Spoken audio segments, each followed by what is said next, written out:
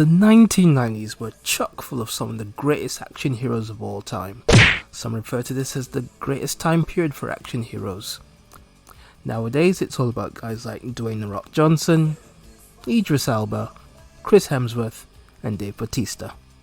But back in the 90s, it was guys like Dolph Lundgren, Jean-Claude Van Damme, Bruce Willis, and Arnold Schwarzenegger who dominated the box office with their great action classics. Here today, I talk about one of my favorite action movies growing up, Demolition Man, starring Sylvester Stallone and Wesley Snipes.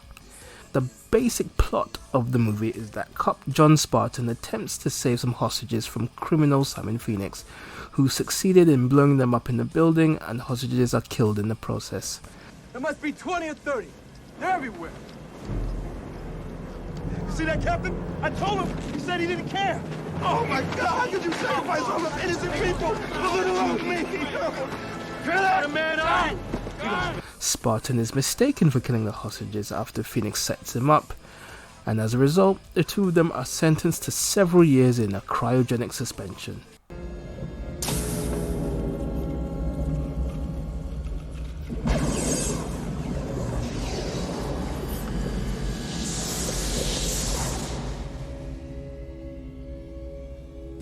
Skip forward and it is the year 2032, and Los Angeles has now become San Angeles, a hybrid of San Diego, Santa Barbara, and Los Angeles, and it's run by Dr. Raymond Carto.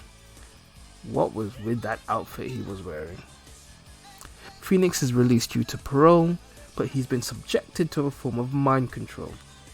He escapes, and he immediately begins to cause chaos. Teddy bear.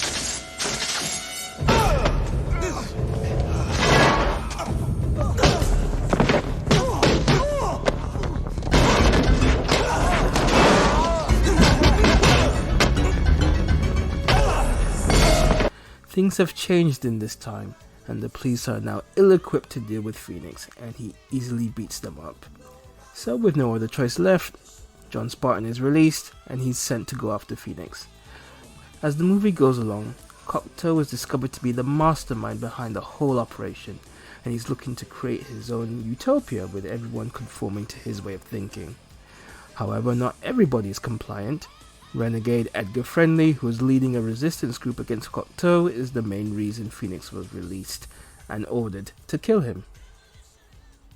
But Cocteau didn't count on Phoenix being very difficult to control, and despite inputting a mind control program that prevents Phoenix from killing him, he ends up dead anyway when Phoenix gets his henchman to kill him, a henchman played by wrestling legend Jesse Ventura.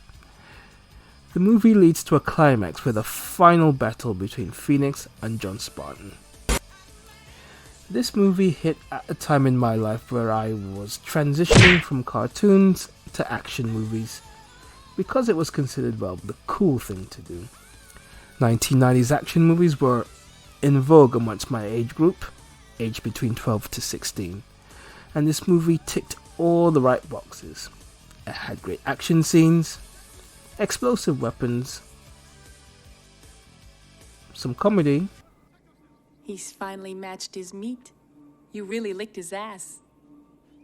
That's met his match and kicked his ass. Can you justify destroying a $7 million mini-mall to rescue a girl whose ransom was only $25,000? Fuck you, lady! And two of the most popular action stars of that time in Snipes and Stallone. Stallone I was already familiar with from his Rocky and Rambo movies. Stallone is his usual macho self, with not much difference in his tone when you compare him to his usual action roles. I really don't know why people make fun of his voice. It's his trademark. Are you shitting me? John Spartan, you are fined 1 credit for a violation of the verbal morality statute. What the hell is that? Somebody put me back in the fridge. And then you had Wesley Snipes, arguably the hottest black star from that time period in the 90s, and I had just become familiar with him from watching Passenger 57 and White Man Can't Jump, and the variety of great movies that made him one of the top stars of that era. I thought he was the MVP of this movie. His character is an excellent mix of psycho, wacky, funny, and deadly.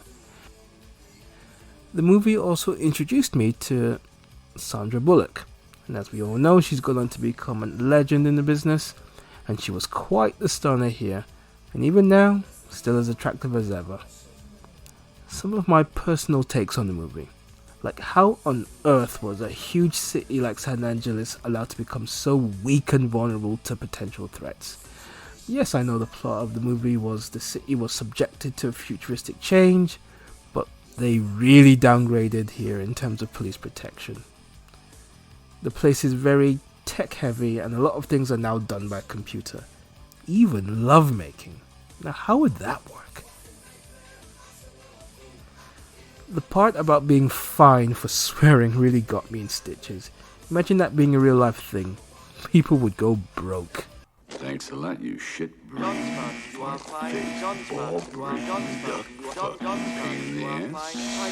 For repeated violations of the verbal morality. I don't know. And then there was the 3 seashells bit. You're out of toilet paper. They used handfuls of wadded paper back in the 20s. I'm happy that you're happy, but the place where you're supposed to have the toilet paper, you got this little shelf with 3 seashells on it. He doesn't know how to use the 3 seashells. Statute. So much for the seashells. See you in a few minutes. The fight scenes were as typical as you could get for a 90s action flick. Nowadays, these action sequences are the norm. Back then, for me anyway as a kid, they were quite fun to watch, especially when they threw in some special sci-fi effects. Demolition Man didn't win any Oscars, but I don't feel the makers of the movie were going for that. Just a fun-filled rollercoaster popcorn flick, and nothing more.